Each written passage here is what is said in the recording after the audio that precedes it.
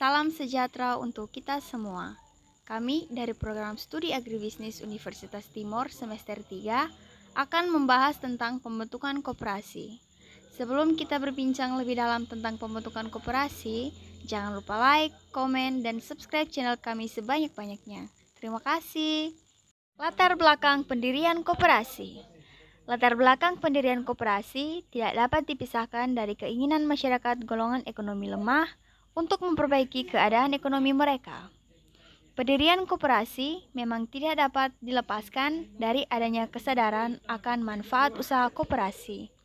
Alasan-alasan yang mendasari pendirian serta bergabungnya seseorang menjadi anggota koperasi meliputi 1. Alasan historis. Dengan dipelopori oleh kaum sosialis di masing-masing negara, maka kaum buruh dan kaum petani kecil berusaha bangkit dengan mendirikan koperasi sebagai wadah perjuangan ekonomi dan politik mereka.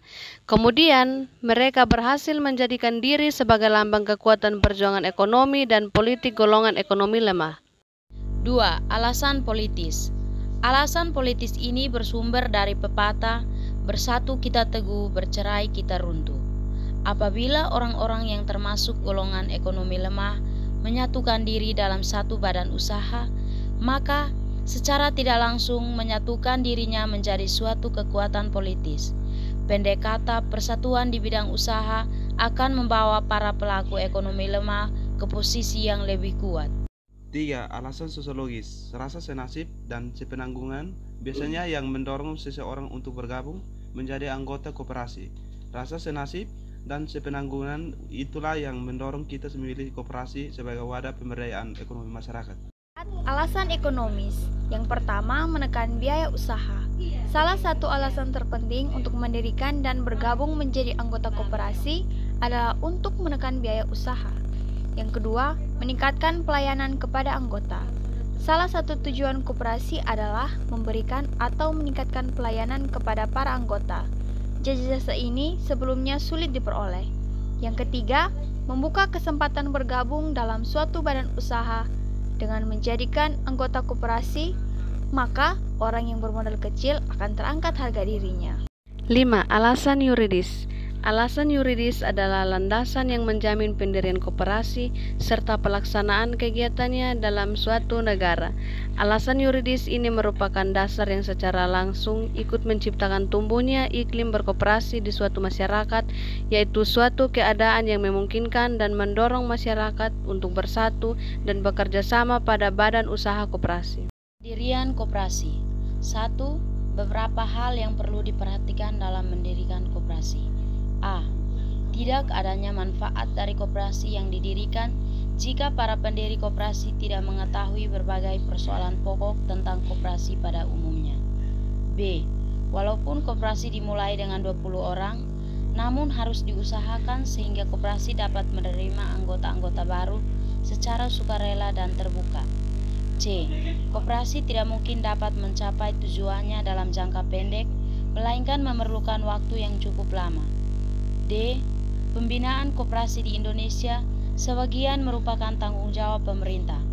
Walaupun demikian, koperasi tetap milik para anggotanya. 2. Langkah-langkah pendirian koperasi. A. Mengadakan pertemuan pendahuluan di antara orang-orang yang ingin mendirikan koperasi. B. Mengadakan penelitian mengenai lingkungan daerah kerja koperasi. C. Menghubungi kantor departemen koperasi setempat. D. Membentuk panitia pendirian koperasi yang bertugas mempersiapkan anggaran dasar dan anggaran rumah tangga. E. Mengadakan rapat pembentuk koperasi. Hal-hal yang perlu dilakukan pada rapat anggota yaitu 1. Memilih pengurus. 2. Memilih pengawas. 3. Menetapkan anggaran dasar dan anggaran rumah tangga. F. Mengajukan permohonan status badan hukum koperasi dengan melampirkan petikan, berita acara pembentukan koperasi serta daftar nama anggota pengurus dan pengawas. 3. Pelopor pendirian koperasi. A. Memiliki minat yang besar, bercita-cita tinggi, mempunyai jiwa kemasyarakatan yang tebal untuk bekerja demi kepentingan umum. B.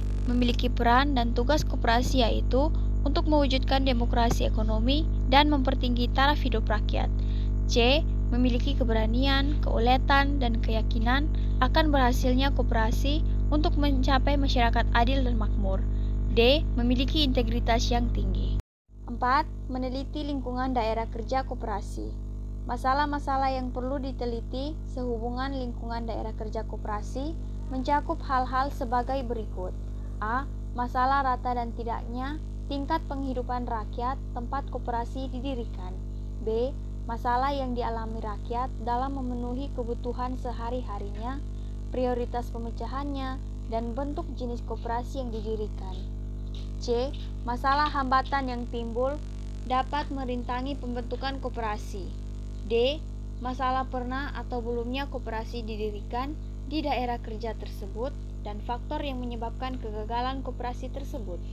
Sedangkan masalah yang perlu diteliti sehubung dengan calon anggota koperasi yaitu A. Apakah para calon anggota koperasi mampu memenuhi persyaratan? B. Apakah kemampuan produksi anggota koperasi bisa memenuhi syarat untuk menjamin kelancaran usaha koperasi sehingga koperasi dapat menutup semua usaha biaya operasinya dan mampu memperoleh SHU? C. Apakah tingkat hidup dan tingkat pendirian para calon anggota yang akan bergabung memungkinkan diminatnya bantuan modal dan tenaga sehingga memenuhi kebutuhan untuk kelangsungan usaha? 5. Menghubungi kantor Departemen Koperasi dan PKM. A. Menjelaskan atau menyampaikan hasil penelitian yang dilakukan oleh para pendiri koperasi di wilayah tersebut. B.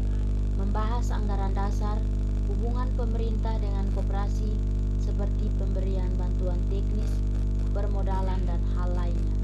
6. Menyusun anggaran dasar dan anggaran rumah tangga koperasi sesuai ketentuan yang terdapat dalam Pasal 8 Undang-Undang Nomor 25 Tahun 1992. Anggaran dasar koperasi setidak-tidaknya harus mencantumkan hal-hal berikut: daftar nama pendiri, nama dan tempat kedudukan koperasi, maksud, tujuan, dan bidang usaha koperasi, ketentuan-ketentuan mengenai syarat keanggotaan, pembagian SHU, dan lain-lain.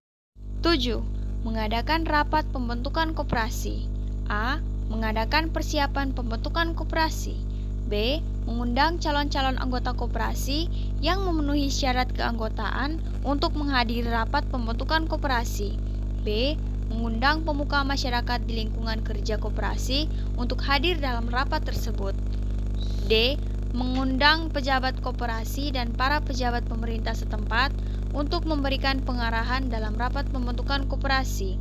E. Mempersiapkan anggaran dasar koperasi untuk dipelajari oleh para calon anggota sehingga rapat pembentukan dapat menyampaikan pernyataan dan usulan yang diperlukan. Status Badan Hukum Koperasi. Mendapatkan pengesahan atau status badan hukum koperasi, maka pengurus koperasi harus melakukan berbagai langkah seperti berikut. 1. Mengajukan permohonan kepada pejabat mengenai akta pendirian yang dibuat rangkap 2 bermeterai bersama dengan pengetikan berita acara tentang rapat pembentukan koperasi. 2. Atas penyerahan berkas tersebut, pejabat itu memberikan tanda terima kepada pengurus atau pendiri koperasi. 3. Sebagai bukti persetujuan, maka pendiri mendaftarkan akta pendirian koperasi dalam daftar umum yang disediakan dalam bentuk kanwil Departemen Koperasi dan PKM tingkat provinsi atau daerah istimewa. 4. Sebuah akta pendirian yaitu yang bermeterai setelah dibubuhi tanggal nomor pendaftaran dan tanda pengesahan oleh pejabat dan dikirim kepada pengurus koperasi dan sebuah lagi disimpan oleh pejabat. 5. Pengesahan berdirinya koperasi diumumkan pada berita negara agar rakyat dapat mengetahui berdirinya koperasi. 6. Dalam hal pengajuan permohonan status badan hukum ditolak oleh pejabat, maka pengurus koperasi dapat mengajukan permohonan ulang dalam waktu 1 bulan sejak tanggal diterimanya berita penolakan permohonan atau paling lama 4 bulan sejak pengajuan status badan hukum koperasi. Inilah pembahasan singkat mengenai pembentukan koperasi dari kelompok kami. Jika ada kesalahan dalam pengucapan kalimat-kalimat yang kami bawakan, kami mohon maaf yang sebesar-besarnya. Terima kasih.